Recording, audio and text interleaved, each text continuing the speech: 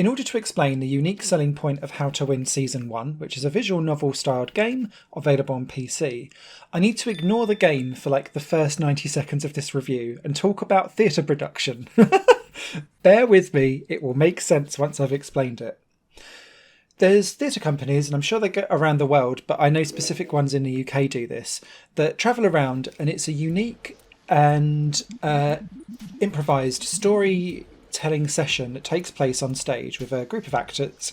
And what will happen is at random points in the story, things will freeze frame, and it will be up to the audience to decide what happens next. Like a narrator pops out and it's like, "Mahaha," and it might spin a light round, or it might flash a torch at someone, or it might just call out for suggestions.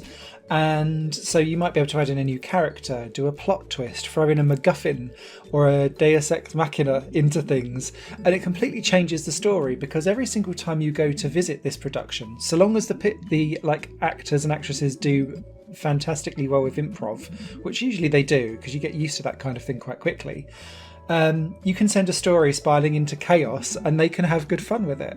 And it really makes for an interesting experience because you never have the same night twice. Take that principle and apply it kind of to a choose your own adventure style setting, but it's a visual novel. And that's How to Win Season 1 was billed and made.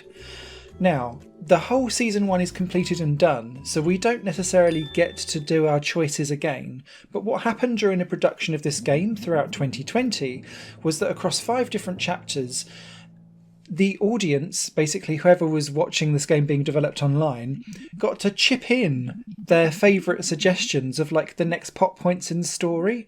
And so the game of How to Win takes each episode and changes how you win at the game through the visual novel setting based on suggestions that people submitted. It's such an ingenious idea, and it's like a live development of a game that you're causing chaos to and throwing off track as it goes along. And as a result, the story is absolutely bonkers. The choices that you have in the story are silly and ridiculous as well. But it does all kind of thread together quite nicely in a great narrative that throws up some really dark and interesting topics in a comedic and sometimes very on the nose manner. You've got the Elephant of the North, who is just a Northern Scouser. It comes with even like in front of everything that they say. You've got how the media kind of refuses to do proper journalism and would rather keep viewers happy with sponsored chirpy content. And actually, isn't that part of the problem potentially? Yes. There's also about how having to win by making the most money or trying to make everyone happy. And actually how looking to win as a concept can change and be different and viewed through different lenses depending on what episode and what character you're on at the time. It's a really interesting, unique way of going about making gaming and pulling games together, and for that, How to Win, Hidden Track and K.L. O'Sullivan, who's the dev that worked with them, really have pulled off a unique experience. The reason why I'm kind of reviewing Season 1 is that they're looking at doing a Season 2 now. And so all of their kind of submission tools are open for anyone that completes Season 1. So it's a great time to kind of get in, enjoy what is about a 2.5 hour max visual novel experience. There's no real big choices, there's no real big gameplay, and that's really to the detriment of the game because it's literally living on the wing and prayer of its chaotic story and just laughing at how the suggestions that people put in and how people voted for them.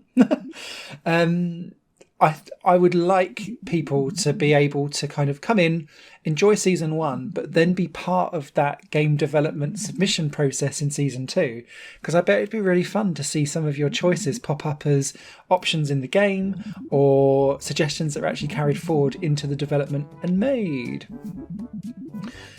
As an actual visual novel experience, it is short, it is sweet, it's comical, it's got some really interesting observations about media, dealing with topics, balancing being always black and white with how content is portrayed and commercialism and all of that kind of thing.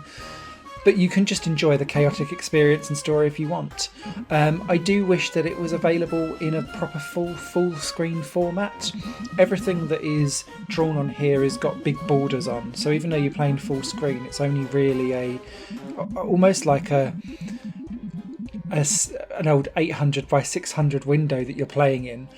But all that aside, I still had good fun. I still found it enjoyable. It didn't outstay its welcome. It knew kind of when to wrap up the silliness, because each episode is about 20-25 minutes long.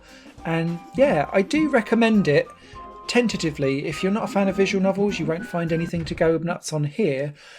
But if you do fancy having that unique selling point of playing the game and then actively submitting submissions in for season 2 so that you can shape the chaos of the story, this is a really interesting project to kind of get behind, and a merger really of theatre production and improvisation and game deving, which is really quite unique, I think. So thumbs up to everyone that's involved.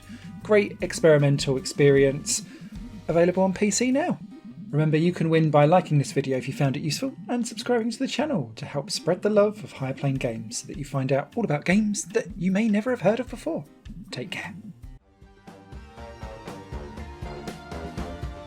Higher Plane Games is part of the Higher Plane Network, a completely independent media outlet supported by people like you. The goal is to create the best possible content that cultivates a richer indie scene for games as well as music and entertainment. To find out more and to get involved, visit patreon.com/higherplane-network. Your support makes all the difference, and in return you'll gain access to bonus content and downloads. Thank you for watching.